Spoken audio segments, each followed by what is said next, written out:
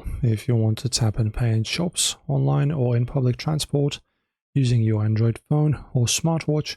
Linking your Revolut card to Google Pay takes no time at all. Let's start. So first, let me show you how to push your card directly from the Revolut app to your Google Wallet with just a few taps. So you just open up Revolut on your phone and tap the cards icon. In the top right corner, select the card you want to link. This works for both physical cards and multi-use virtual ones. Tap the Add to GPay button right below your card preview. Follow the on-screen prompts, accept the terms, and confirm with your screen lock or biometrics to complete setup. Next, we need to add your Revolut details manually inside the Google Wallet app. So for that, you just type in Google Wallet and navigate to the official websites. Click on this button right here in the top right to navigate to the wallet itself. Then guys, select payment card.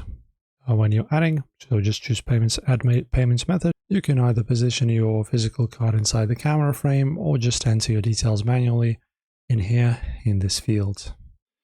So you will need to paste your card number, expiry dates and CVV from Revolut. Review the verification screen, select text message or Revolut app to confirm your identity and your card is logged in. Enjoy the guide as always. If this helped, subscribe.